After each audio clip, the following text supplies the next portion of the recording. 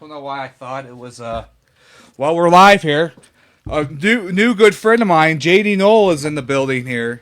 If you want to wear your headphones, you can. I like wearing headphones because I like to know how loud I am. So, but I guess we just met each other like a couple months ago. Yep. He's helping out with the STL Live show. He has a really good background in acting as well as special effects, which we're coming out with a skit called The Cheese Monster coming out next month. And anyways, he's really helping out with all the special effects. But tell us about like your JD challenges.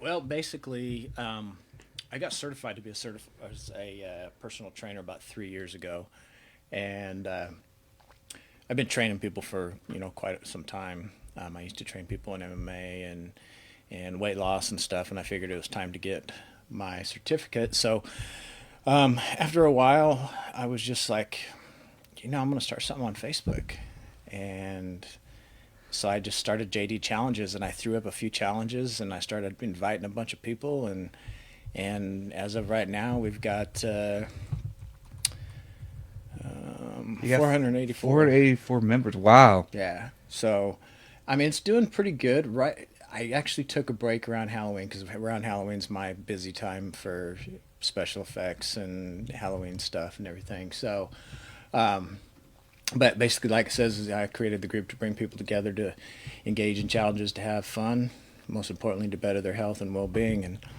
And people jumped on the train at first, and I had probably maybe 150 members, and probably out of those 150, I had maybe 25 or 30 that participated.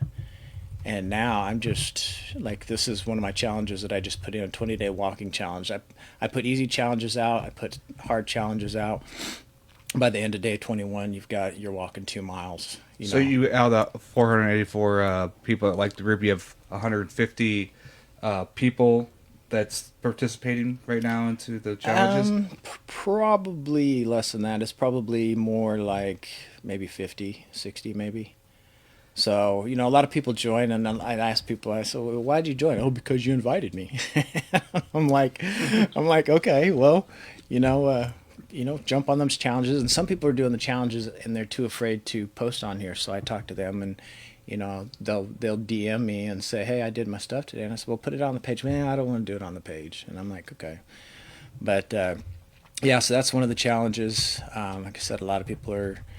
And this is more just for your body getting fit, or is it a weight loss kind of challenges, or is it just It's just to be active. Just to be active. I mean, right now we've got the walking challenge going on. We've got the squat challenge. Let's go back up here.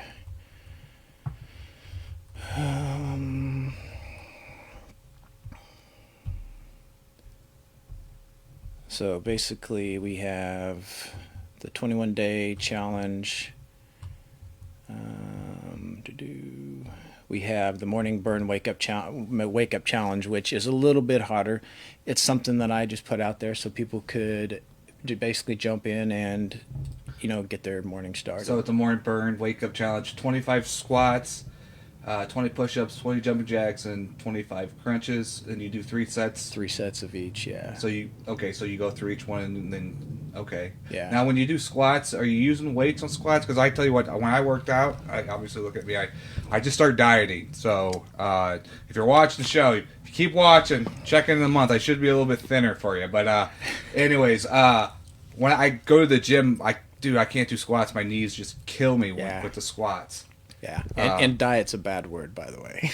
Why is diet a bad word? Because it should be a healthy eating habit or a lifestyle. I mean, there's so many fad diets out there right now that the fitness world is saturated with all these diets that are just fad diets. You've got, I mean, there's a couple that are really good, like keto and low carb. Those are ones that I push really good because those do work. But as far as like what was it? The LA diet, not the LA diet, but there's just a couple out there. Everybody's trying to make money off fitness, and it's so polluted right now that basically all you have to do is watch what you eat, have a calorie deficit, and work out.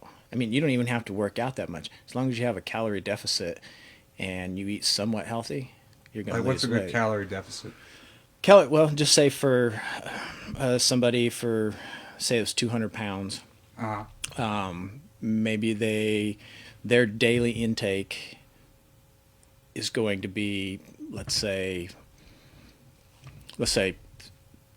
2,000 calories, and I'd have to add all this up. I can't add it up in my head right now, but so 2,000 calories. That's what they actually need to survive the day. That's what for a their 200 body pound needs person. for a 200-pound Okay, person. we're just So if you have a calorie deficit of 50 calories, 25 calories, 50 calories, you know, you're going to start losing weight because your body is already, most people burn on an average, I mean, they say around 2,000 calories a day if you just sit your butt on the couch. But that that that fluctuates depending on how big you are, how tall you are, your age. I mean, because people's metabolism as they get older, goes down. So what's a pound? So like if you burn a pound, was it is that 1,500 calories a pound, or how they determine that? oh, yeah, you had to ask me that, huh? Oh, Yeah, a pound. I can't remember right offhand, but but yeah, as long as you have the calorie deficit, you're gonna see some kind of weight loss. As long as you're not. There's another thing out there that's called IFFYM. It's if it fits your macros.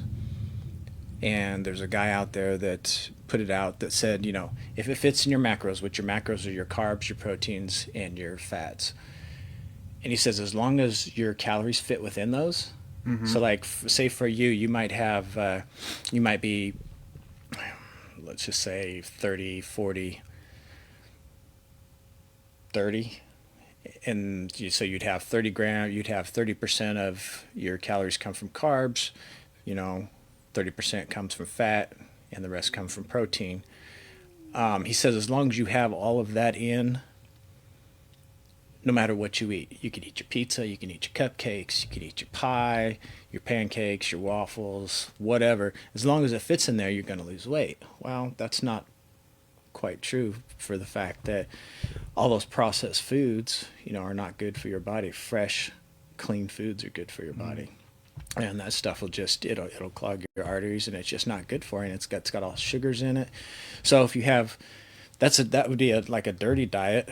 For a clean diet, you want to eat anything that's not boxed, bagged, or canned, because all that stuff has preservatives in it, extra salts, extra whatever, just to preserve it. So Canned like green beans and things like that are not good. Not really good. You really want to eat fresh or frozen. However, it says no salt added. That's better, but it has preservatives in there to preserve that can of green beans for. I mean, how long does green beans last?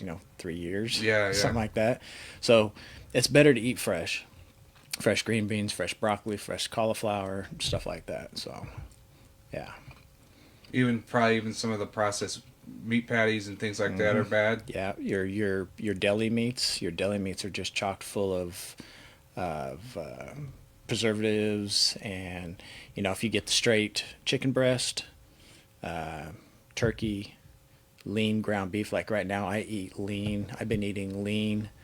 I think it's 92% fat-free, grass-fed beef, and then there's bison out there, which is really good for you. I don't know if you've ever had bison I before. haven't, but my friend Joe talks about it. Yeah. It's really good. So stick away from processed foods. Salts would be bad. Yeah, you need sodium. You need sodium in your diet, so you need a certain amount of sodium, but just too much sodium, you just feel bloated and nasty, and it's just not good for you. Right. So, I noticed that with just drinking soda does it a lot. Yeah.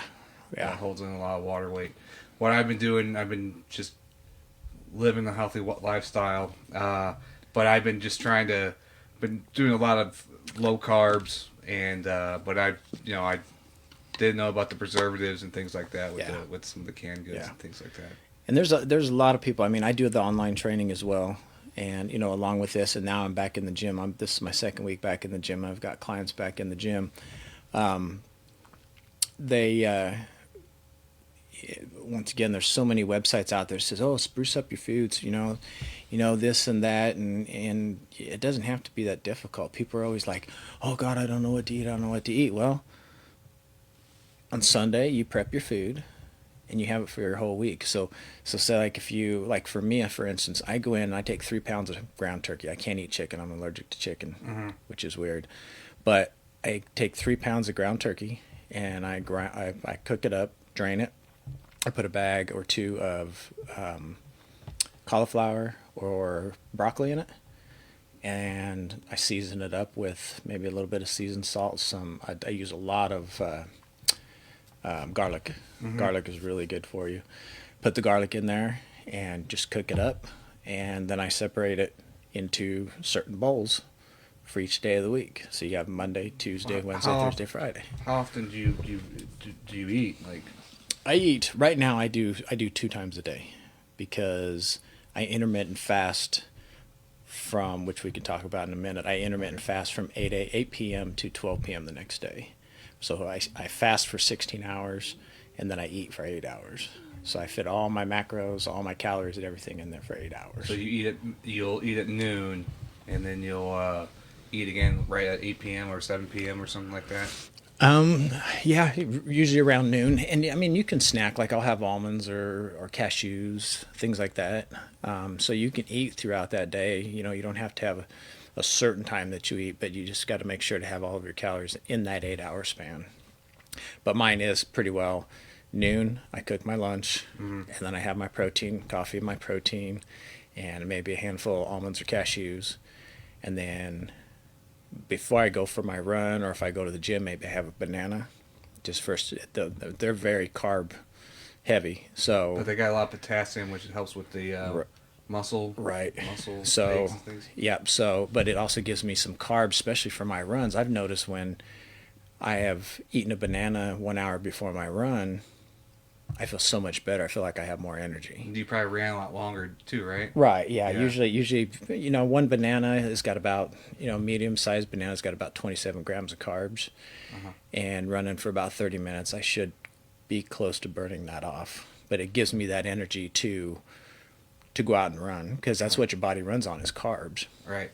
Now, when you go and you do like something like the keto diet, it's reverse. You're so low carb that you deplete those carbs, and your body learns to run itself off the fats that you eat. So that's why in a keto diet, your fats are so high. Your good fats, coconut oil, avocados, stuff like that. So with the keto, are you eating carbs then? Very, very little, and most of your carbs come from broccoli, like vegetables and stuff. Oh, okay. So yeah, because you have, let's say, like a cup of broccoli is going to be, I think it's 8 grams of carbs. No, 6 grams of carbs, 5 or 6 grams of carbs.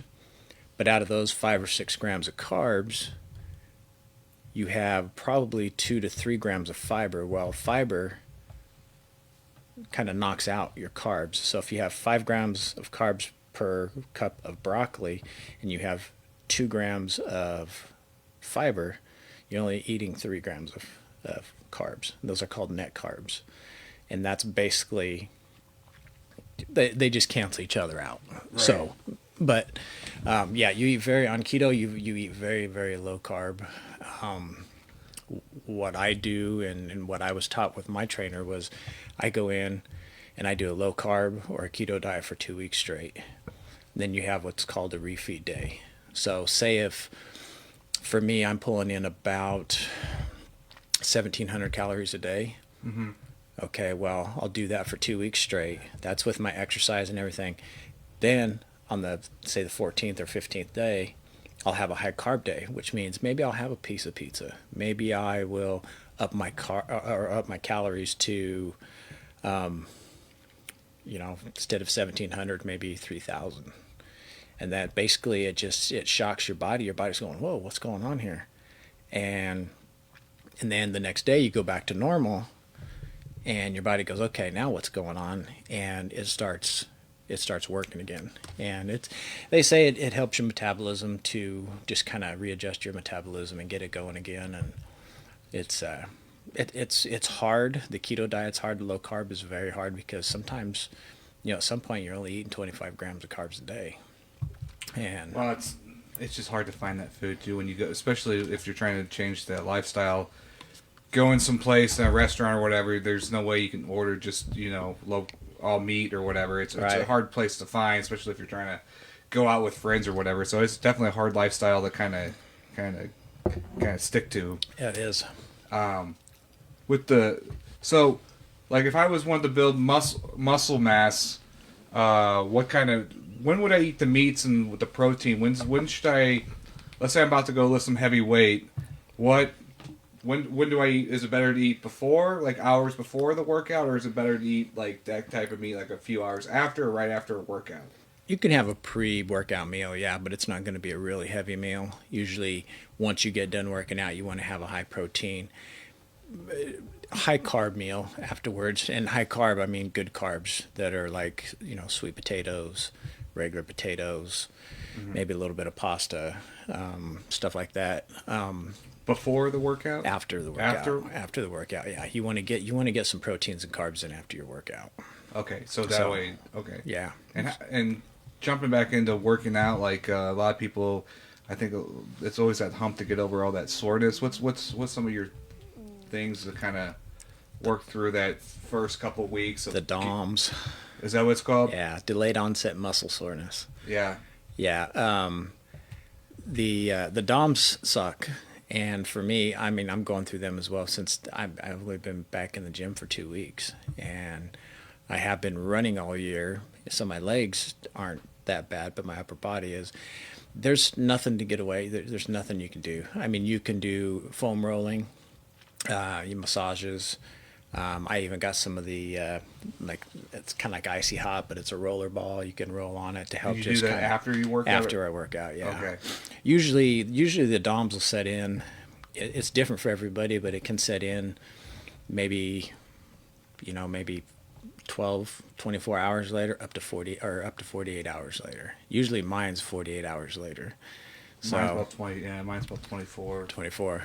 Yeah. Yeah. So I read that if you take like certain vitamins like potassium and stuff, does that help the healing? Magnesium, is that It can help, yeah. It can help. I mean, it can help, but it's your muscles, and you can take ibuprofen and Tylenol and stuff to help with with some of it that might help a little bit, but your body is just not used to it. Now, say if you keep working out and say you go 6 months, even 4 months, you're not going to see the DOMS anymore. Your muscles are so used to being worked out, they get used to it so they don't get sore. It's just because your body's not used to it.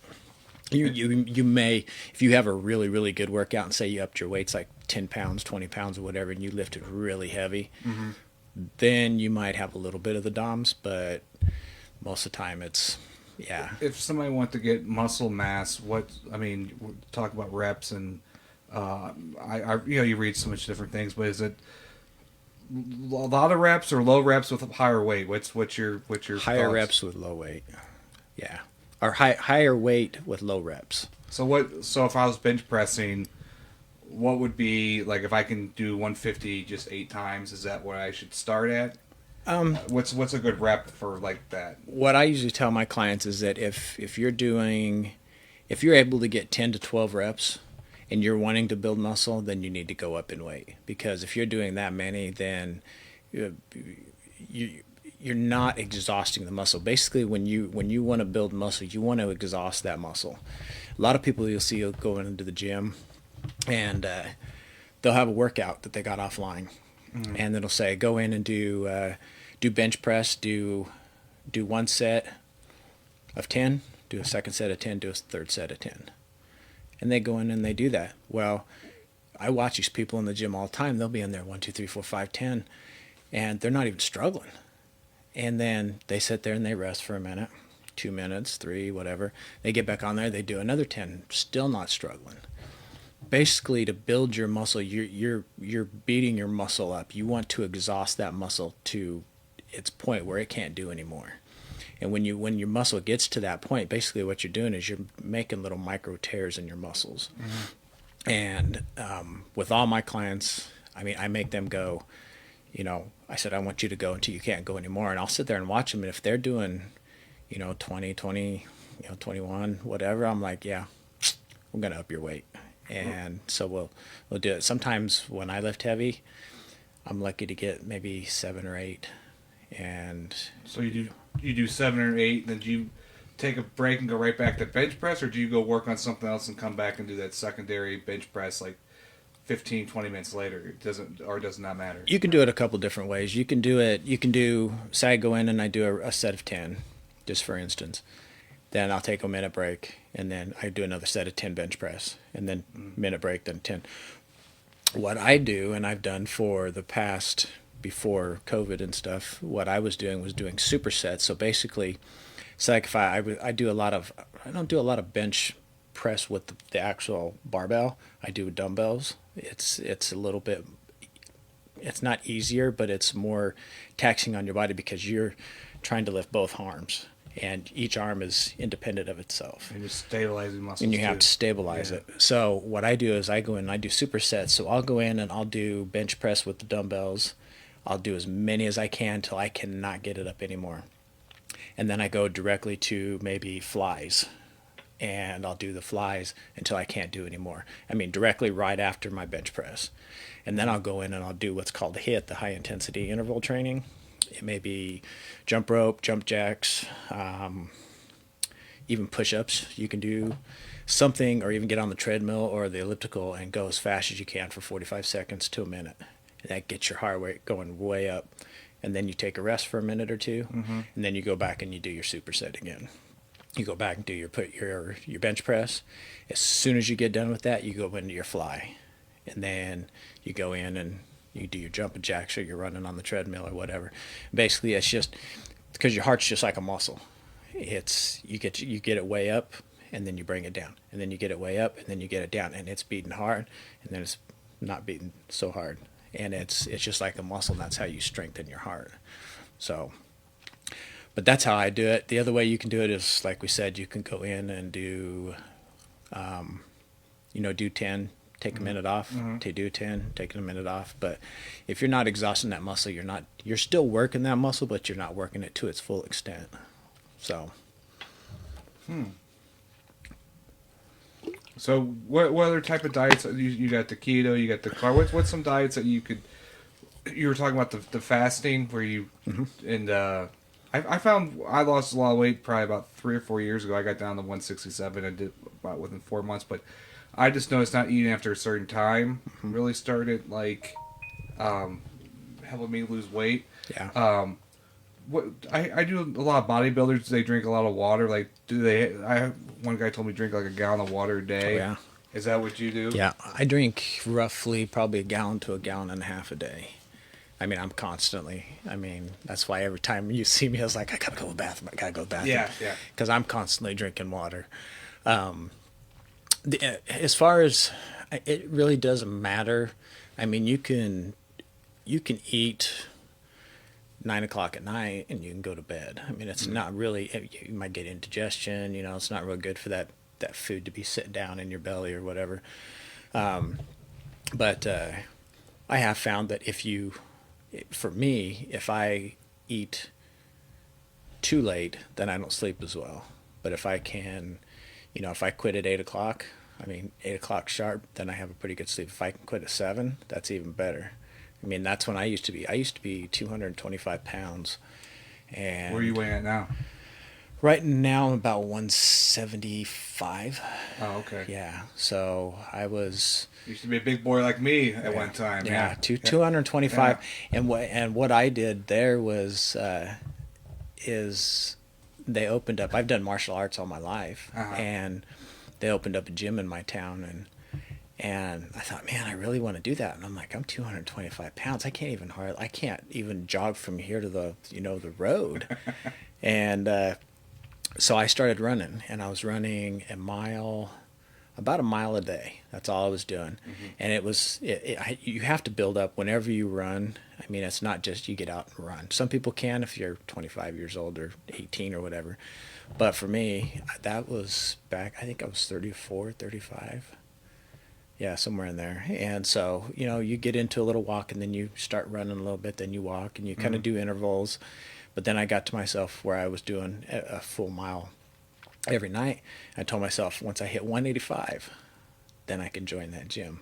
And I stuck with it and I got to 185 and then I joined the gym. How long did it take you to cut those 30 pounds? Um, I think it was about 6 months, something like that. Yeah. Yeah, 5 or 6 months. Yeah. But I will say back then I wasn't doing it the correct way. I was eating very, very, I was probably bringing in 500 calories a day. And And that's not good. that's not good. No, you need to eat to lose weight. Your body still needs fuel to be able to do what it needs to do. So you have to eat, good. I mean, like I said, if you can hit that calorie deficit, then you're good. Even if you hit on the day that maybe you ate just a little bit more and you hit your 12 or your 1700 calories that you're supposed to have every day, you're still good. That's just a day you're just not going to gain. You're just going to be even. But yeah, back then I wasn't. I knew how to train people in somewhat on how to lose weight, but I wasn't that good at it.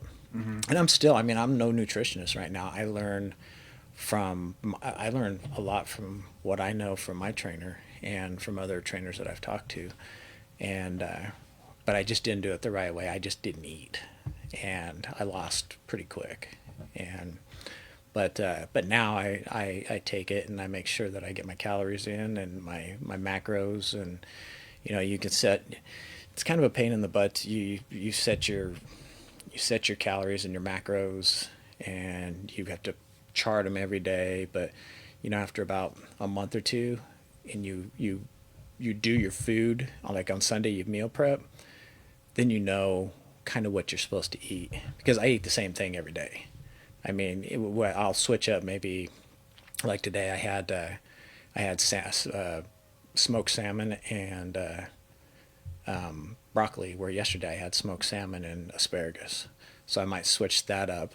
But the only reason I had that was because I didn't have any turkey. So I used to when I did carb before I did a lot of high carb and or high protein. I'm sorry, and I remember like somebody gave me a Jolly Rancher and stuck it in my mouth after like 4 months of just eating no sugar. It was like having a climax in your mouth, man. It was yes. when you have a sugar. Also, you have a little taste of sugar. It's like a drug. Yeah, it's crazy. Another good thing is I'm a sweet potato freak, and if you go that 2 weeks, and my treat for myself, on a Sunday or after that 2 weeks, is just a big helping of sweet potatoes. And sweet potatoes is a superfood, because I'll tell you what, it's the same thing as what your Jolly Rancher did.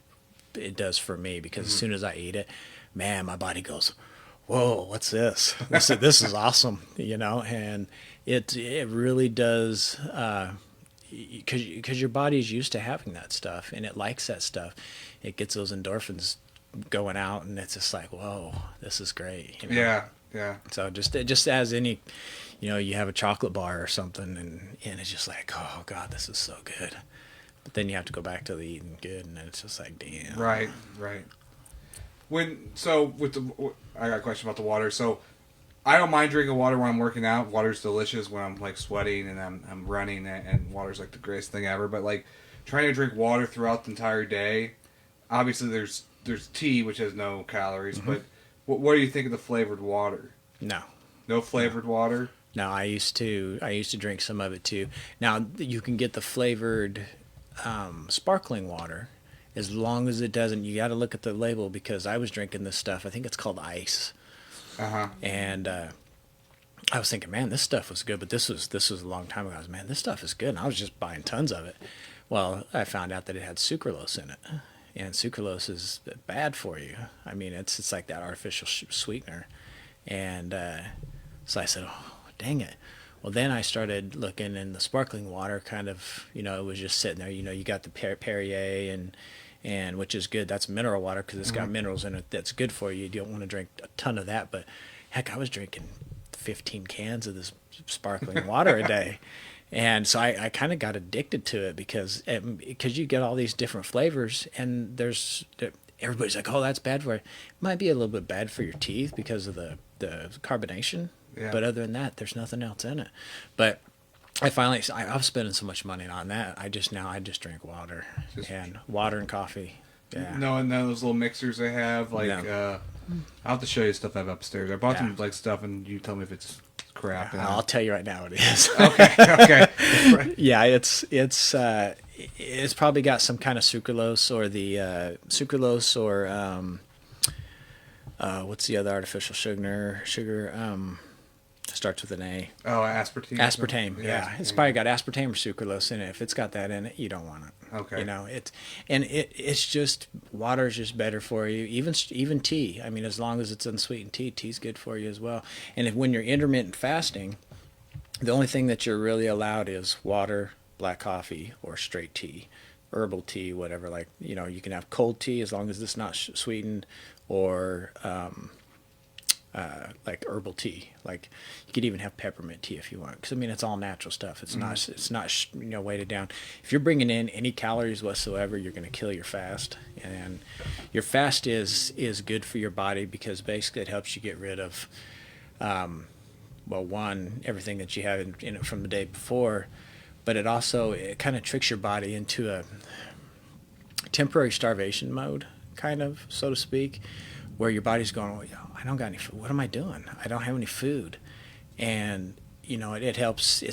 I read an article the other day that it actually helps your HGH levels too, your human growth hormone. And it's good for your body just to take a break.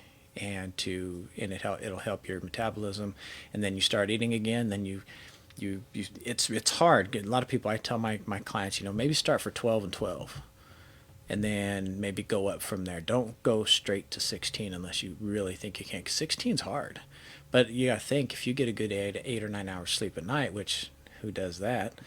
Mm-hmm. You know, 8 or 9 of those hours, you know, you're sleeping, so you don't have to worry about it. But then you got to worry about the other 8. And sometimes it's hard for people, and they break, and you know, you just have to. But like right now, it was hard for me to get back into it. I started it, I think it was about 13, 14 hours, and now I'm up to 16 hours, and it's just like nothing. It's just my daily routine now. Right. And I noticed when I went on my diet like 4 years ago, I did the high protein. And like the first month, your brain just feels like mush, like it's hard to think. Mm-hmm. But then all of a sudden you get to this clarity point within like maybe a month, 2 months, that you probably start thinking more clearly than you ever thought before, because you're not putting all that crazy shit throughout your body. Yeah, your body. But it's just the fact of getting through the first month, yeah, of getting your body adjusted. And a lot of people call it the keto flu. If you're on keto, even low carb, you can get a low carb flu, so to speak. Because basically your body's trying to figure out why it doesn't have enough gas. Right. You know, it doesn't have those carbs in there to get your body going and give you that motivation. So you kind of go through that flu period of grogginess and tired. I just don't want to do anything. And then, you know, after about, it can last up to a week. I've seen it last in people, you know, up to a week. And then after a week, it's like, man, I feel really good today. And I said, you've been sticking to your diet? Yeah, I've been sticking to it. And I was like, well, that's good. And I said, what you're doing now is you've trained your body over the last week how to take and live without these carbs and all these fats that you're eating. Mm-hmm. I mean, even like the nuts and peanut butters and nut butters and stuff like that, that gives you some good fats. And your body is now using that as fuel, and your carbs aren't storing in your body and converting all that the leftover carbs into sugar, which makes you fat. Mm-hmm. So yeah, keto flu, and it sucks. So I guess people that want to still go out and have a good time and have a drink here or there, there's probably nothing. I heard that vodka is probably the best thing, vodka and water. Pretty much, yeah. But if you're going to drink alcohol, what alcohol does, it pretty much makes you hungry anyway, so it kind of like upsets the stomach, right? Right. Okay. Yeah. But like these seltzers and all that shit that's out there, it's all. Would you say that's all crap? It's all crap. Yeah. And there's a lot of people that, I mean, there are some diehard people that don't, you know, they may drink, but they may be going. I mean, even the competitors, they'll go out and they'll compete. But they're, on a 6 or 8 week training, or a whatever, 4 or 5 month training period, that they don't drink. Now, when they get done, they compete, they're done. Yeah, they'll go out and have a beer. They'll go out and get drunk. They'll I get drunk with one beer. yeah, they'll eat pizza like crazy, and donuts, and everything else. They may do that for a day or two. Mm-hmm. Right back to training. Which is good. But then you see a lot of people, and I've seen a lot of this, where even with clients, they'll come in and, man, I got trashed over the weekend. And it's like, you what? I was like, well, what happened? Well, I know I fell off the wagon. Well, the next weekend comes, fell off the wagon again next weekend. And it's just like, you can't do that. If you want to change your body, if you want to be fit and healthy, you have to stick to this. I mean, like I said, it's not a diet, it's a lifestyle. Mm-hmm. And you have to, and it doesn't hurt. Maybe, on that after your 2 weeks, you have a beer or two, and mm-hmm. that's okay. It's going to be empty carbs, but you've been doing so good for 2 weeks, give your body a break, but don't let that, mix into the next day where, well, I just had 2 yesterday, I'll just have 1 today. And then, it downfalls from there. Is it good to have a cheat day because you're kind of shocking your body? Because I noticed, like, doing the P90X, also if you work out, you hit that plateau. Mm-hmm. So it's kind of like, they always tell you after a certain, like, 30 days, you're supposed to change it up to rotation and stuff, right, because your body gets used to it, so you kind of plateau. Yep. Do you feel like doing a cheat day shocks the body? Oh yeah, so I do. You think so? Don't go all 24/7 dieting or fasting. Right. Just have a shock day. Yeah, okay. And a lot of trainers that probably, if they see this, they won't agree with me. But I've had people. I mean, it's done it to me, and I mean, I've done it myself, and I've done it for my clients. My client will come and say, it's been 3 weeks, I haven't lost a pound. And I'd be like, okay. I said, okay, you've lost what, 10 pounds, 15 pounds so far? So I said, I want you to go home Thursday or Sunday. Okay, that's going to be the end of your 2 weeks. I want you to eat you want a donut, you eat a donut. Now I let them know you're going to be sick the next day. But you can have a donut, you can have pizza, you can have a candy bar, you can have cereal, you can have, eat whatever you want. Right. I mean, pull in 4,000 calories if you want. And no, it's not good for your body because you're putting all that crap in your body. But I guarantee you, the next day you go back on your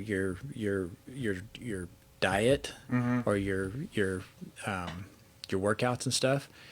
Your body's gonna go, yeah, I didn't like that, and right. And it'll hopefully. I've had a couple people where it didn't work, but most people, it kicked them out of their plateau, and they started losing again. So, but yeah, I fully believe in it. And like I said, a lot of trainers will go, no, Jamie, that's not the way to do it. So, but, uh-oh. Oh, excellent. That's a political thing that she sent me. I don't want to get canceled. I don't want to get canceled here.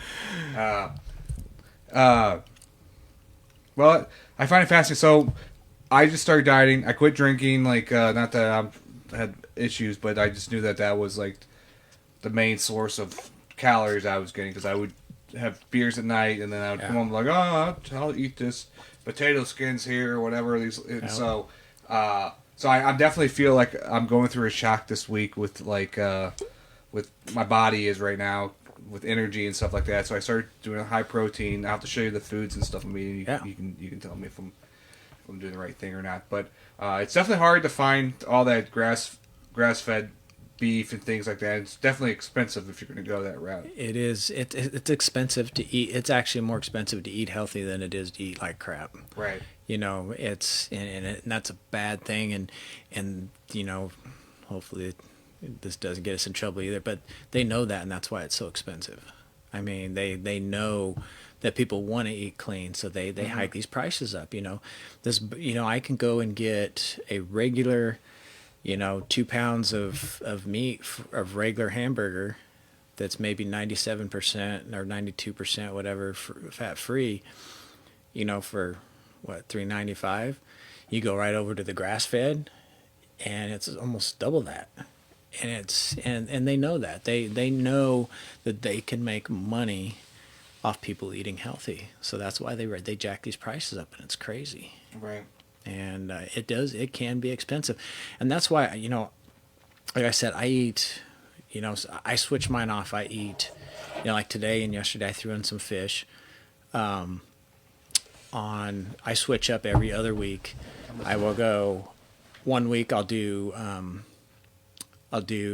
turkey and veggies, and the next week I'll do low fat grass fed beef for a week. And like I said, sometimes I'll throw in some stuff. I was eating these things from Walmart that were cauliflower tots. They're kind of like tater tots, but they're cauliflower tots. Yeah, are they? They're good. Are they fried though? They've got a light breading on them, but they're only. I think you can have 6 of them, and out of that 6, I think it's like 16 grams of carbs or 23 grams of carbs, one of the two. So I was in just one serving, I was getting almost my full serving of carbs for the day. But they were really good. They've got those out, and then they got the cauliflower fries out now that are quite good. But I've gotten away from those, and I'm just eating strictly beef and turkey and veggies. So. What do you think about these protein shakes and these proteins? Like, obviously the protein that they sell at Walmart is crap. I know that it's not the right type of protein, right? It's about the same. It's the same. Yeah, I mean, it may not be as potent as some of the other stuff. I mean, I got some stuff off a new guy that I saw on YouTube one time.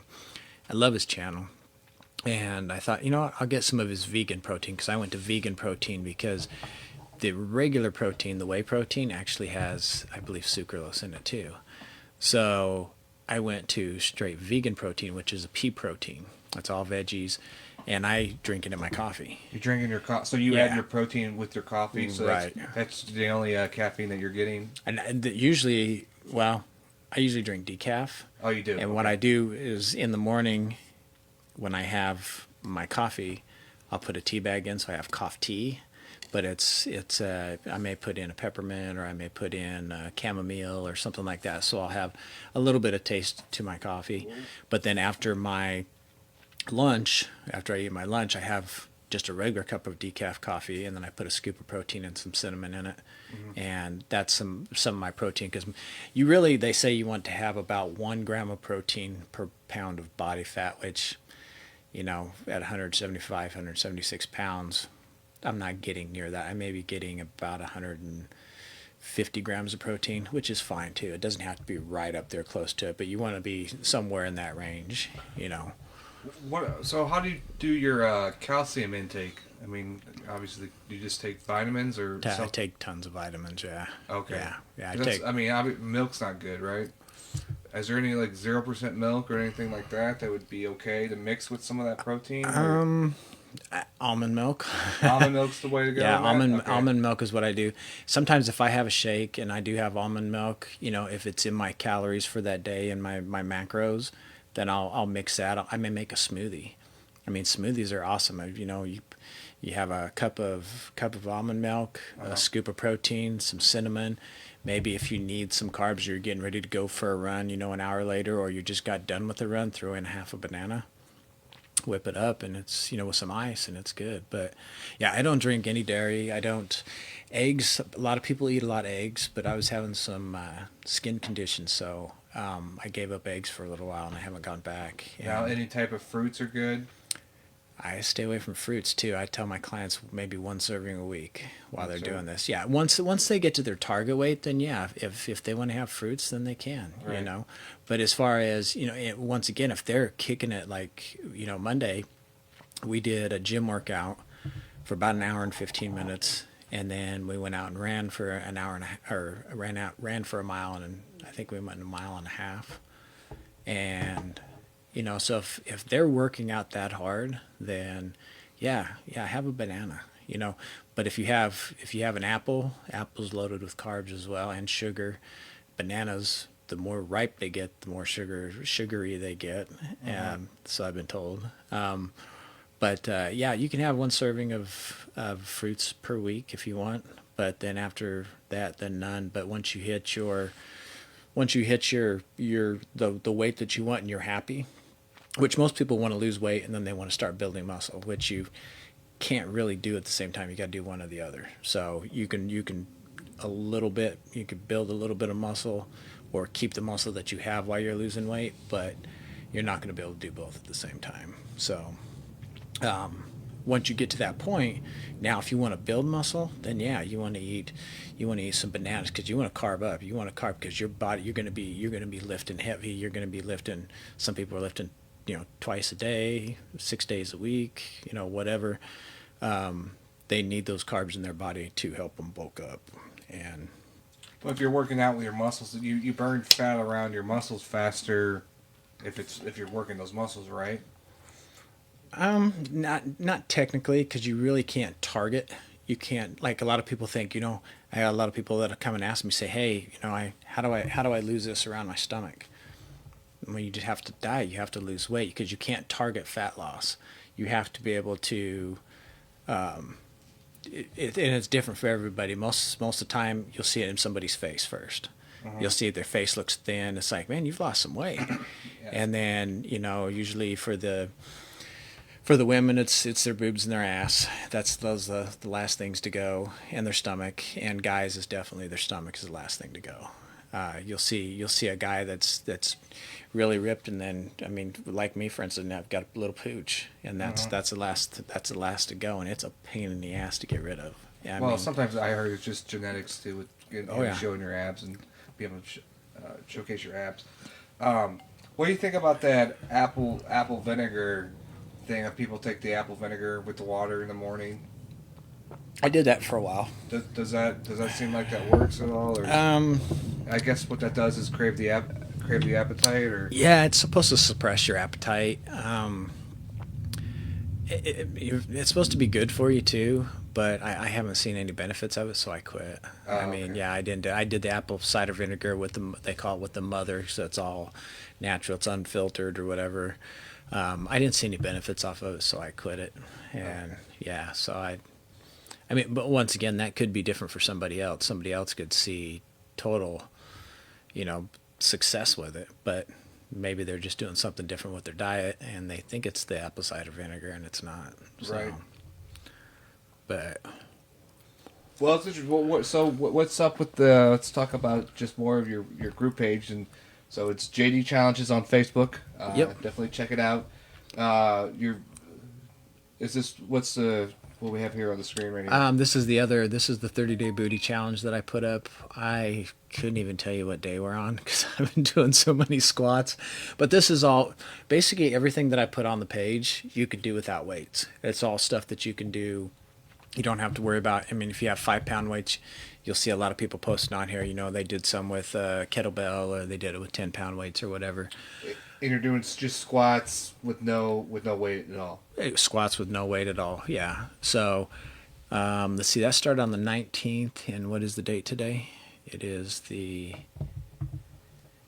Now, when you're doing the squats, are you going with your knee to your calf, your thigh to your calf, all the way down, or what's yeah, it's where you're parallel to the floor. Your quad is parallel with the floor, and you want to, when you're doing your squat, you want to squat down. You want to kind of lean back on your heels. You don't want your knees to be going over the over your toes. You'll see a lot of people that go to squat down, and they bend forward, where their knee is now here and their toes over here. That's not the way you want it. You want to go straight down, back straight, and kind of lean back, almost like you're going to fall backwards. And you'll feel it. And I guarantee, and once you go down, you'll feel it in your ass. You'll feel it in your quads. You'll know when you're doing it right. It's good. Let's see, I started on the 19th, and today's the 10th. Yeah. Is that right? So how many days? That's what... I don't even know what day we're on. 21 days. Day 21, I believe, if my math is good. Well, so it is day 21. Okay. So we should be doing, 215 squats. 245 squats each day. And they're like, well, I can't do that many a day. Sure you can. When I'm heating up my coffee in the morning, I'm doing 20, 25, 30 squats. When I go in there and brush my teeth, do some squats. So... That's just 180 squats throughout the whole entire day. Right. Okay. Yeah, you don't have to do it in one sitting. Yeah. Yeah. Yeah. I think Monday night I had 2 clients, and I had we did. Let's see, we did 40. I think we ended up doing like 170 some squats. I think that night. So yeah, we did quite a few, and then I had already done like 70 at home. So then I had to do some more when I got home. So it's just, and for me, I mean, once again, this is for everybody else. I mean, I know my workouts, so I don't. I go along with this as much as I can, but I do a lot of other stuff besides this. So, sometimes that's why I don't know what day it is. So, When you work out, do you listen to a podcast or do you listen to music? What kind of workout you're doing? I got to listen to music. Yeah, I've tried listening to podcasts when I run and when I work out, and I can't focus. I'm trying to focus on what's being told to me. Right. Where if I can have the music pumps me up, and I mean all my stuff is hard and heavy and everything else. So it's it's got to be music. One of these days maybe I'll be able to run to a podcast. One of my long runs. But, so yeah, basically those are the three challenges that I have up right now. So we have that one, and then the 21-day walking challenge, which that one I believe started on the 1st. So we've got 11 more days left on that one. Do you find walking on a treadmill or walking like on a track was better? Track. Yeah. Better. Yeah. For me, I get less bored when I'm outside. I mean, I'm changing up my route during, in the town, and I'll go from my place out to the track and do the track and then come home. A lot of people like the treadmill though.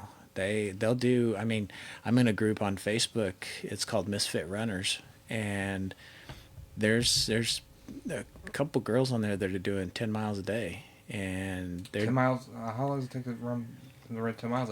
Well, they're running at about an 8:30 pace, so they're running a mile in 8 minutes and 30 seconds. So they're getting that done in an hour and a half. Hour and a half. Wow. Yeah. So, some of them are doing it on the treadmill, and I used to have a treadmill at home. I've got clients that ask me, "Hey, should I get a treadmill? Should I get some weights and do it at home?" And I tell them no. I said, just go to the gym. Get you $30. Go to the gym. When you go to the gym, you're there for something. You're there to work out. When you're at home, you always have an excuse. Hey, we need to do another podcast. Hey, we need to do laundry. We need to do dishes. We need to study. We need to do this. No, and it just doesn't work, and those things end up being a clothes hanger.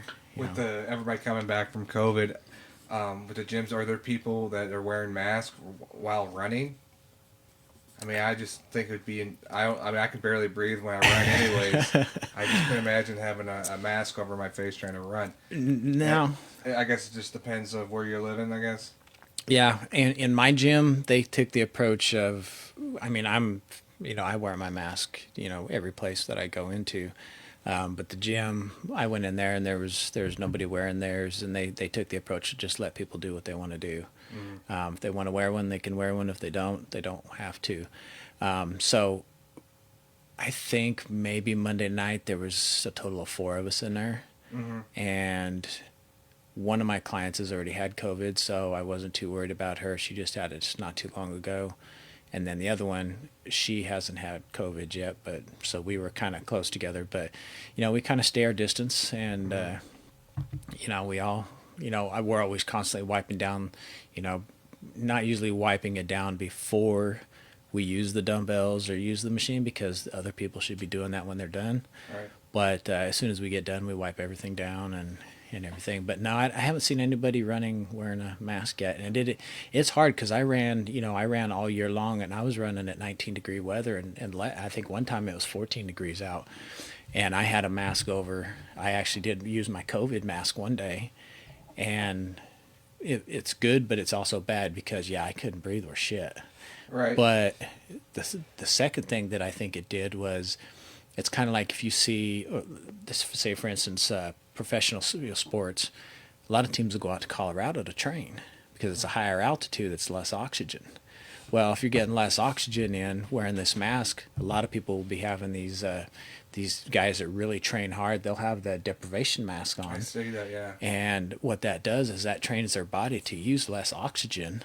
So when they take that off, they're sucking in oxygen, and they're getting way more than what they were before. So they're able to sustain longer.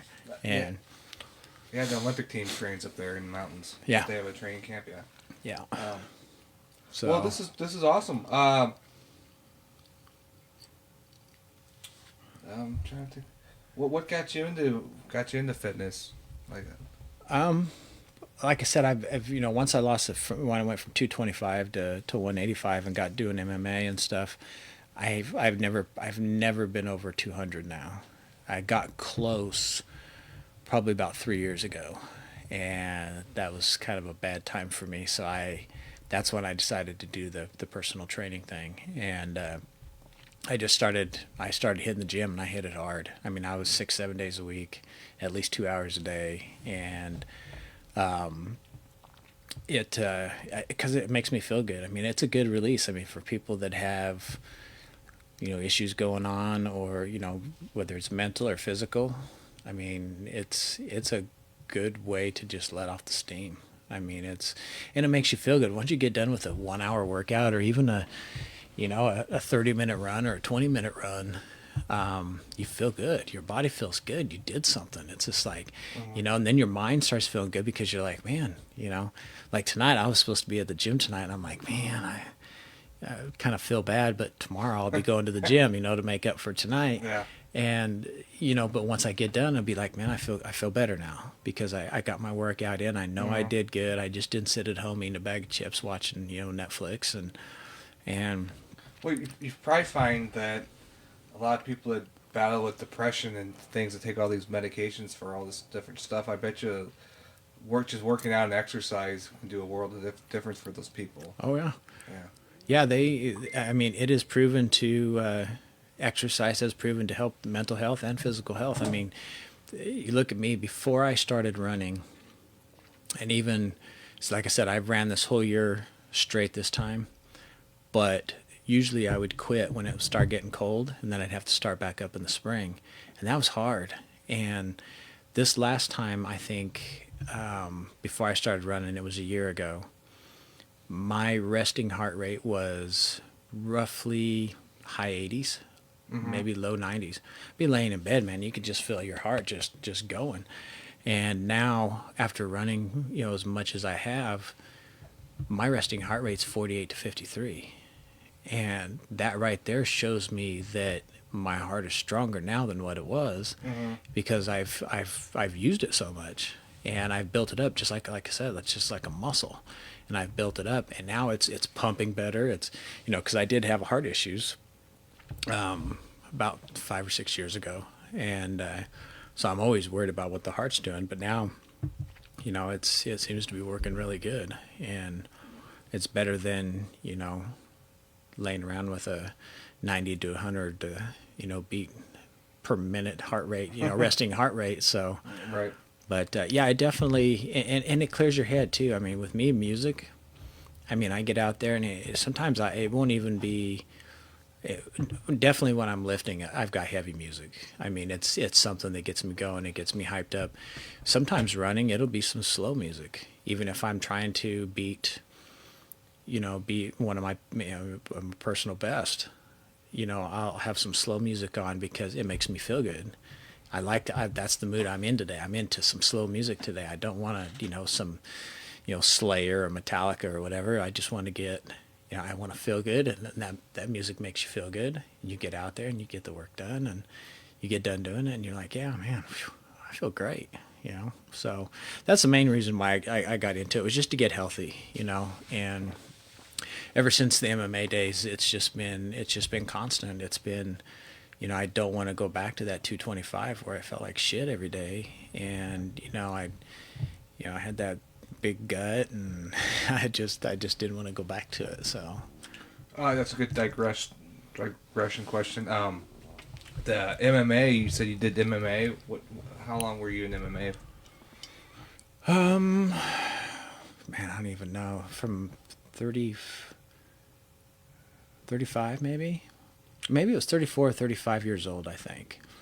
And that's when I started the MMA. Like I said, I've done martial arts. You know, I started back when I was like, I did Taekwondo back when I lived in Colorado. It was probably, let's see, 12, 13, maybe 8 or 10, something like that. But I did that for quite a few years, and I did some tournaments back there and stuff. But, excuse me, I started it, and you know, I got pretty good in the gym, but I just enjoyed it. I just, you know, as soon as the first night I was in the gym, the guy's like, "You want to fight?" I'm like, "No." I said, I'm just, he goes, "Damn," he goes, "Dude, you're good." But I had watched, you know, I'm a very good emulator. I can watch things and try to emulate it. And I watched so much MMA that I knew things that I could do, and I could feel it when, you know, you're rolling with somebody or you're standing up boxing or whatever. And he says, "Man, you're good." He goes, "You should fight." And I said, "I'm here to just learn and have fun, man." Well, it was about 6 months later, 5 or 6 months later, and I thought about it, and they said, "Well, we got to fight over in Columbia, Missouri." And I'm like, How many months later? How many maybe months? 5 or 6 months. Okay. Yeah. And he's like, "You want in?" And I'm like, "Oh, you know, yeah, I'll do that." And he goes, "It's a guy." See, I was probably 36 at the time, 35, 36. What was your weight class? 170. Okay. So I was welterweight. And he said, "It's a younger guy." I think the guy was like 25. I was 36, 35, 36. I'm like, "All right, cool." Well, they didn't clean the mats or whatever. I ended up getting staph infection like 3 days before the fight. So one of the other guys, he didn't even train with us, and he trained somewhere else, but he'd had a few fights. They brought him in. Well, he got his ass knocked out. I mean, this guy knocked him out bad. And I remember meeting him when they came back to the gym that night after they got home, and he was still groggy. He's just like, so I was like, maybe I better rethink this. And so I thought, no, you know, I'm going to do it. So it was probably about another month or two later, and they had another fight at the Blue Note in Columbia, Missouri. And he's like, he says, "You want in?" I was like, "Yeah." And so they had me with one guy, and I couldn't find any information on this guy whatsoever. And I'm like, you know, I'm just going to go in and do my thing. Well, they ended up switching me to a different guy, a younger guy. I think the guy was probably 23. How old were you at the time?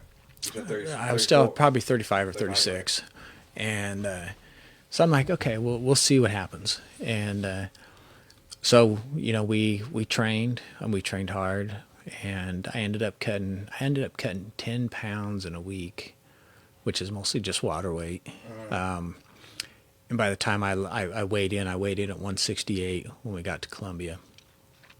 And I fought the guy, I ended up losing by armbar, but it lasted a couple minutes. But, you know, after that, I was like, I'm good. I can now say that I did it, you know. But no, it had to go on. So I kept going, and you know what? I can't remember. I think I only had 2 or 3 fights, but before this, I've had so many concussions. I think probably 7 concussions before I started all this. Before MMA? Before MMA. Oh, okay. So, I think I've had 2 fights. Yeah, I think it's just been 2. Well, we had one in Effingham, Illinois, and the guy that was one of our trainers at our gym, he put it on, and I was fighting this guy. He was probably 2 or 3 inches taller than me, built like a brick shit house, and I was just like, this is not going to be good. And I went in. I thought, you know what? I'm here. I made weight. I made 170. I just barely made 170, and we got in there. It lasted 15 seconds. I tried to take him down, and he ended up taking me down, and I fell backwards. And from what they tell me, I hit my head on the mat on the canvas, and it knocked me out. Well, it was a flash knockout. So I remember falling backwards, but the next thing I remember looking up and just seeing a black glove coming toward me. And I thought, I'm done. And I remember the pain and stuff. And then I remember waking up in the hospital. And You woke up in the hospital? yeah, Oh, yeah. wow. I guess I was back there. The one eye was dilated, one wasn't. And they were all like, man, he's got, well, that was my 8th concussion. So, after that, I was married at the time. My wife said, yeah, you know, I'm going to divorce you if you don't quit. So I debated on it. So I thought, well, you know what? I can at least train guys. So I talked to another gym over here I'd been training at before, and I talked to him, and I started training over there, and I started training guys over there because, I mean, that's what I did. I mean, even when I was at work, man, I was looking up MMA moves and, you know, and different things on MMA and things to do and trainings and stuff. And I was putting my guys through, and, you know, but then it just got so saturated that, you know, you had guys in the street, you know, I'm a good bar fighter. I want to fight. Okay, well, you come in and give me 6 good months, and I'll give you a fight if I think you're good enough. What, really? No, no, no, no. Then you never see them again. They're just like everybody wanted to fight, and Right. and me as a trainer, I said no. I said it's not going to happen unless I see you for 5 or 6 good months, and I see that you have the ability to get in there and do it. Because a bar fight, how long does that last? 30 seconds? Yeah. Minute, tops. You know, you're looking at amateur is sometimes 3 3-minute rounds or 3 2-minute rounds. Well, So that's the one. When I went to a couple of amateur ones too. A lot of those guys are just so gassed after the first round. I mean, they don't have Done. any endurance. Yeah. yeah, they're completely done, and it's because they didn't have the good training. They didn't have cardio in with their training. They didn't have, you know, I've seen a couple guys that were, you know, bodybuilders get in there. Well, yeah, if that guy hits you, you're going down, and you're going down hard. But he's got to catch you first. You know, and I've seen them gas out in 30 seconds, and next thing you know, they're getting their ass beat. And it's so, but yeah, so then I started training people, and then it started to slow down, and that's when I started bringing in people to weight train and to actually lose weight. And back then, the Biggest Loser was a big thing, and everybody's doing the Biggest Loser. So I said, well, I'll do a Biggest Loser thing. So I had a bunch of people come in, and they would pay me to help them lose weight and put them through. Basically, I was putting them through MMA training, except minus the MMA boxing. And, you know, yeah, we did boxing, but we didn't do all the grappling and stuff like that. So, Right. but I would love to learn how to do the MMA and the boxing, but like I don't want to. I have no desire to like get hit or you know or be in a fight. Like but I think it's a lot of times too that you get these people that come in that they're really good at MMA or they're really good at boxing, but once they get in the ring and they actually start taking hits, yeah. it's a whole different story. If you Yeah. can take the hit, take the hits. Yeah, see, I'm one of the guys that I kind of like. I would. That sounds weird, but I like getting hit in the face, and people laugh just like that. I would be training these guys, and you know, I would tell them, okay, we're gonna grapple. You with you, you with you. Let's go. I want you to go. Let's say 50 to 60%. I want you to make when you hit somebody, I want it to sting. I don't want you to knock them out. I want it to sting like they know that they've been hit. And I remember so many times I'd be down, and you know, I would literally just be in there grappling with somebody and let them get the best of me so they can learn. And you know, they'd have my back or something, and they'd be kind of punching, you know, like this, and I'd look up and say, "Punch me." What? I said, "Punch me. What are you gonna do? Is this how you're gonna do it in the fight?" No. I said, well, then punch me. I said, you have to learn, make it sting, because once you make it sting, then I know I need to put my hands up. If you just hit me like this, I'm just gonna sit here like this. Right, that's a good point. Yeah. So I said, make it sting, and sometimes those guys would ring my bell a little bit. Yeah. And but yeah, it was a good time. But it is a different world. It's, you know, once you get, I remember my first fight, I got out there, I was nervous, and it was really weird. Me and the guy were standing about where you and I are at, and I was listening to Eminem in my earphones, and he was over there, and this was his second fight, and his best friend was the guy I was supposed to fight the last time that knocked out my friend. And so he's sitting there, and he's not jumping around, you know. And I'm jumping around. I'm getting ready. I'm pumped, but inside, and I could see this guy looking at me, and I looked over at him like this, and he goes, and I said, yeah, meaning that we're going to touch gloves. There's no animosity, which is so cool about MMA. 9 times out of 10, you can go in and fight this dude, and then after you get done, you go out and have a beer with him. Right. You know. Now, do you talk to the guy before the fight, or you kind of just? Yeah, we talked. Before the fight, we went to the weigh-in, and then we had to go get physicals. So we actually had, at the Blue Note, we had to go down into the basement to get physicals. And we were standing right in line. We just shot the shit together, and you know, we didn't talk any fight strategy or anything, but they did say, "Oh yeah, you're the man that you're the guy I was supposed to fight last time." I was like, "Yeah," I said, "I heard you knock my buddy out," and he goes, "Yeah." He hit him with a knee. He went in to take him down, and he went down, and he lifted his knee and knocked him out. He was out for about 15 minutes, and wow. But we talked, but at the beginning, I was.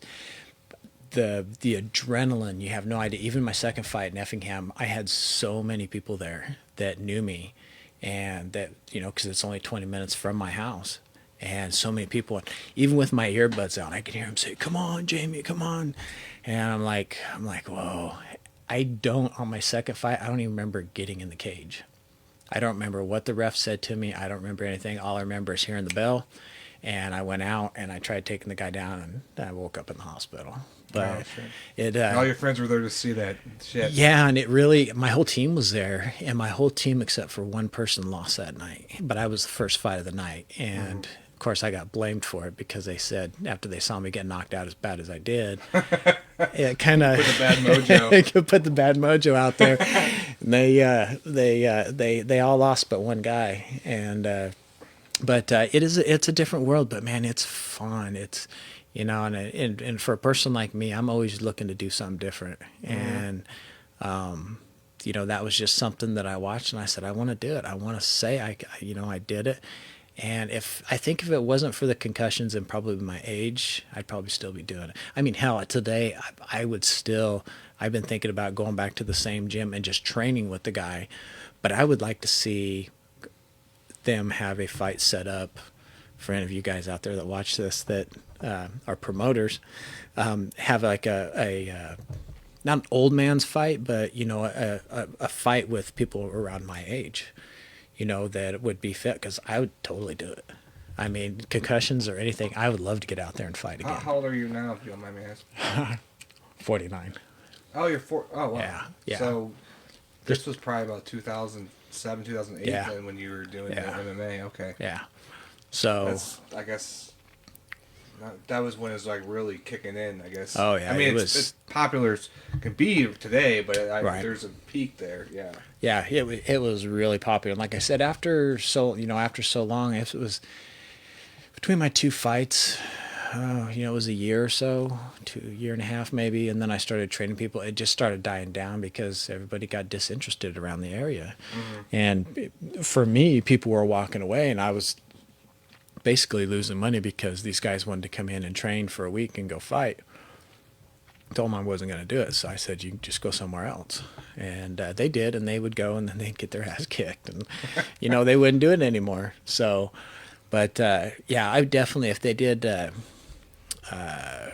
fight for, if they brought in a bunch of guys that are in somewhat good shape that have been training, I would go back in there and I would train for 2 or 3 months, and I'd get back out there and do it. See, I would be worried about knocking a tooth out or breaking a nose or something, or dislodging my eye socket, and then you look like Shawn Michaels or whatever. It happens. Yeah. I mean, I've broke my toe. I've broken 4 ribs. 1 concussion. What else? How did you get the other 7? The other what? 7 concussions? Oh, yeah. Bike accidents. I got in a fight one time, and a guy slammed me to the wrestling mat, and I got a concussion there. I had a car accident. I had a concussion there. Mostly they were all when I was young. Oh, yeah. okay. So, I heard once you get the first one, it's pretty easy once to go on again. Yeah, Yeah, and it's scary. It's scary as hell. I had one in fourth grade. Was it fourth grade? See, I was in Denver. Yeah, I was in Denver. So I think it was fourth or fifth grade, and that's when the guy slammed me to the mat. No, this was seventh. I don't know. Anyway, they thought I was on drugs because the guy slammed me to the mat. Well, I didn't know. He's like, he just ran off, and I got up and went about my business. Well, I ended up going back to the class that I was in earlier, and they were like, the teacher, she was like, I can still remember her name to this day, Mrs. Riefel. She's like, Jamie, what are you doing here? And I'm like, You're in the wrong I'm class. here for class. And she goes, you were here earlier. You don't have this class. I was like, yeah, I do. And when you have a concussion, you remember bits and pieces of stuff. Next thing I know, I'm getting my finger pricked. I'm at the doctor's office, and they're testing me for drugs. This was in seventh grade. Yeah, seventh grade. Wow. And I believe so. And they tested me for drugs, and I'm like, and then I finally told them what happened. And of course, I think the kid got in trouble. But I said, yeah. I said, Jimmy slammed me to the gym mat, and knocked me silly. So, but yeah, concussions or not, I would definitely get in there and do it again. And even though I had 2 losses out of just 2 fights, I'd do it all over again and have it happen exactly the same way, because it was an experience, and it was fun. So, yeah, it was a good time. That's interesting. Well, the one thing I want to talk to you about is special effects, and we've been working together for about, I think I met you January. It's been about 2 or 3 months. 2 or 3 months, and somehow you found a casting call that Shemaine put up, and you came in and we started talking about special effects. But we just did this Punch Out video, which I thought was. I'll tell you what, I'm so proud of that Punch Out skit. I think everybody was just on their A game that day. It was good. And but your special effects was so good, and just tell us how you got into the special effects. And you were talking about how you take time off in October. What do you work on in October when you? Well, the way I got into it, I've always wanted to make Halloween masks. I've always wanted to. And I was on the treadmill at work with a guy one day, and this guy came on from Texas. He has a YouTube channel on there, and he was making masks. And you start from a block of clay, and you sculpt the mask, and then you go from there. You paint what, latex on it? Yeah, you it's pour latex on it. You actually you sculpt the mask, and then you cast it in plaster, which gives you a negative mold. And then depending on if it's a half mask or a full mask. If it's a full mask, you put it back together and you strap it down and you fill it with latex, let it sit for about an hour or two, and then you dump it out and just let it drain. And after so long, what happens is that plaster sucks in the moisture from the latex, so it starts building up. So if you let it sit there for 3 or 4 hours, you can have a mask about that thick. 1 hour or 2 hour, maybe a mask about that thick. But anyway, we were on the treadmill, and I was like, oh man, I said, I always wanted to do this. So we started watching it. The guy's video was 3 hours long. And I'm like, I only got a half hour for lunch. So I went home and I watched the rest of the video. I did that for 6 months. And I watched every single one of this guy's videos. And he's just a creator. He actually has he's a manager for a haunted house down there. They do haunted house year round. They do stuff for Valentine's Day, St. Patrick's Day, whatever. And so after 6 months, I thought, you know what, screw it. I'm just going to buy some stuff and try it. So I went out and bought $200 or $300 worth of stuff. And my first, actually, I've got a picture of it. Do you have it on your Facebook? Yeah, but it's going to be hard to find. I got it on a thumb drive, though. Oh, okay. Will that work on this machine? Yeah. You put in that. But my first mask was Eddie from Iron Maiden, and I couldn't remember what to. I couldn't decide what I wanted to make. I sat there for 2 or 3 weeks just molding stuff, and I was like, what can I make? And so the buddy of mine that was on, you're gonna have to show me how to get into these files here. There should be a bar or something. Let me see if I can find it. Okay. But anyway, the guy that I was on the treadmill with, he goes, man, do Eddie from Iron Maiden. You don't have to worry about any hair or nothing. He said that would look awesome. And there you go, files. There we go. There we go. I don't know what photos you have on there, so I want to start clicking on them. Oh no, they're all good. They're all good. I don't know what movie 2 is in movie. Oh, I know what that is. Okay, so here's Eddie. So this is the. Yeah, this is cool. Yeah, so basically. Wow, that's good. You made that. Yeah, so this is the actual sculpt that I sculpted. And when you do a 2-part mask or a full mask, you have to put a barrier in there, and then that's what you put your plaster on one side. Then you can take that barrier off, and you have your little keyholes there, and then you put plaster on the other side, and you're able to take them apart and make a full mask. But that's Eddie, and I ended up doing 2 of them. And so Eddie on the left was the first one I done. Well, a guy from Ohio got a hold of me. He was on my Facebook, and he's big Iron Maiden fan. He goes, dude, I gotta have an Eddie mask. I gotta have an Eddie mask. And he's like, he goes, but can you paint it like their new album? And so I looked at the new album cover, and I was like, man, dude, he's got these gauged out earlobes and stuff. I said, I could probably do it, but it's gonna take forever. And he goes, just paint it like that. I don't care. And so that's the one on the right I ended up selling to him, and I ended up becoming pretty good buddies. I'm hoping he's watching tonight. But he lives over in Ohio. We ended up going over there to Midwest. The latex and the plaster. Yeah. Okay. You can do a life cast of somebody and do that if you wanted to. Basically, all mine was done on a plaster or plastic head, a mount that I have. I have a couple of those at home. There's one of the Krampus mask. Looks a little bit better on the computer than it does on a bigger screen, but this is what it started out. This is the there's a head, that white piece underneath is the head, and then the clay. Then you just start sculpting the clay, and that's what the Krampus started out as. That's when I was. This TV's turned. All the colors are turned down. The brightness. Gotcha. So it looks. If you look, that's what the audience. Oh, okay. So cool. they see exactly what you see on the screen here. All right, cool. And then that was when I was painting it. Yeah, I was messing around with the paints. That looks cool. Yeah. So. How long does it take you to do one of those masks? It looks like a lot of hours right there. Eddie took me 6 months to do because I couldn't get it right. I did the right like I wanted it. So I told my buddy, he's like, dude, he goes, you're done. You're done. Just paint it up. And so I got it up. But that's a devil that I did not too long ago.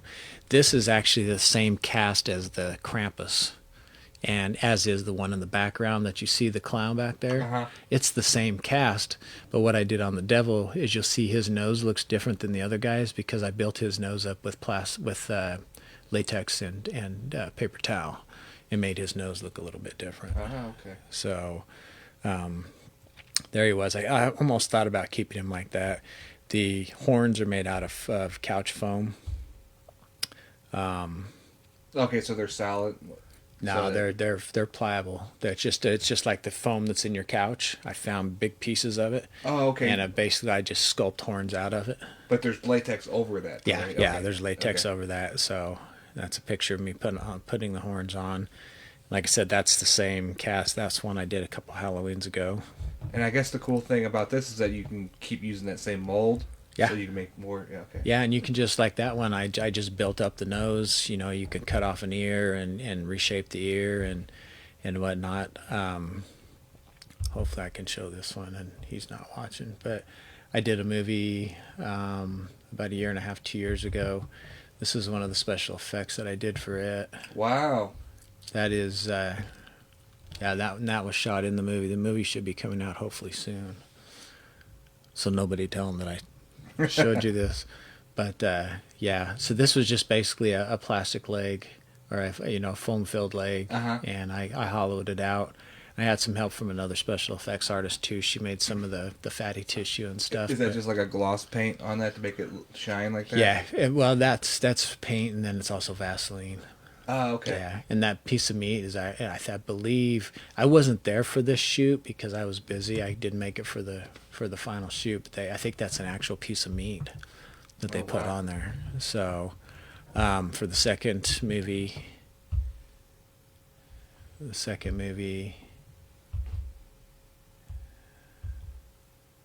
I did. Oh, that looks awesome. Yeah, this is actually I did the prosthetic here on the hand and the face, and then I sent it up to the movie, and they put it on. I didn't put the actor on here because, yeah, that's all done with latex and toilet paper and cotton. That's just a. This is also one of the pieces that I took off, and I did it on the mannequin and was able to take it off. So, oh, sweet. We can use that hopefully. Do you still have that piece? I do. Yeah. That's going to be Shemaine's face. Right Hey, there. yeah, it'll probably fit her just perfect too. So, but yeah, got a lot of other, different, different images of stuff that I made. That's that's my Deadpool mask in the back. I did a Deadpool zombie. It didn't come out very well. Just this is some of the other stuff. I sold a ton of these things on Facebook during Halloween. Skull centerpieces. How much do you sell a mask for? Like, what's that Iron Maiden one? I mean, if you can tell me if you want it or not. No, right now I'd probably sell an Iron Maiden one for probably $75. Oh wow. You know, yeah, 75 to 100, somewhere in there, just depending on what they want done to it. Right. I mean, that's the same price that they have at the Spirit, and yeah, they can customize it. Yeah. So this is something I made. Somebody saw it and said, "Man, dude, you should make this." So I made it, and it's just a skeleton like it's growing in a planter. But I redid the planter and made it look like it was rock and had a skull in it. It's got some flowers and stuff in it, and that's actually still. Some girl wanted it from Iowa. She was going to come down and meet me in St. Louis and get it. She never called me back. So if you're out there and you're watching, it's still for sale. My Groot skull I did. Everybody was into the Groot. There's another picture of it. A little fairy or gnome house that I did for a friend. And that's made out of latex? No, this is actually a protein jug that I cut out, and I put aluminum foil, and then I sculpted the aluminum foil around it for like the branches and the roots, and then you put masking tape around it. And then you cover it with, it's kind of like paper mache, but you use paper towel and glue. So I thought, man, that would look cool. So there's another Groot skull, and you can see my Eddie and stuff in the background. That's one that I started a while back, but I took him completely down to nothing and did a different one. So what kind of clay are you using for behind it? Is it some kind of clay you have to put through a oven to harden it? No, it's kind of like a modeling clay. You can get what they call wet clay, which is a water-based clay, which is really, really easy to use, but you nick it just a little bit, and you nick it with like if you brush it or something like that, then it'll cut into it, and then you got to redo what you just did. Okay. Plus, if you're doing it with the wet clay, you have to cover it. Like if you want to work on it tomorrow, you got to spray it down, and then you got to put paper towels on it, spray the paper towels down on it, and then put a plastic bag around it so it keeps that moisture in. I normally use, I think I made Krampus, the green one there. I made him out of wet clay, but the rest of them I made out of, no, I take that back, it was Deadpool. Deadpool was made out of wet clay. The rest were made out of an oil-based clay. So with Eddie, I just got a bunch of oil-based clay, and he sat on my coffee table. And I'd be watching TV, and I'd be looking at Eddie and watching TV, and I'd be like, I could do that. And I could just do a little bit. And then I'd go back to him a couple hours later or 2 days later. I mean, I still have one that's been sitting out for the last 3 or 4 months that I haven't even done anything with that I can just start sculpting on. So, but the haunted tree I got a lot of orders for this. That looks cool. Yeah. Do the eyes light up? Yeah, eyes and mouth light up. It's got a little tea light in the back. So yeah, those went over quite well. There's another. I think that's cool. all of them. So, but yeah, just a little bit of stuff. The ones that I could find today, I'm having a hard time finding a bunch of pictures of all my stuff today. But yeah, I just I make whatever comes to mind. I'll see things on TV, on YouTube, and I'm gonna make that. So That's cool. yeah. Well, you have tons of talents here, so you showed it thank you. today. Thank you. Just one more time, we'll cut the show to an end here. How do they get hold of you if they're interested in your special effects or your JD challenges? JD Challenges. Just look up JD Challenges on Facebook. If you want to get a hold of me, you can email me at for personal training. It's jdptrainer5@gmail. jdptrainer5 at Gmail, or you can just hit me up as JD Noll on Facebook. Okay. And you send me that information, I'll put that at the bottom of the definitely. screen. So anybody out there, thank you for watching, and this is the Daily Dirt with Dustin Diggs.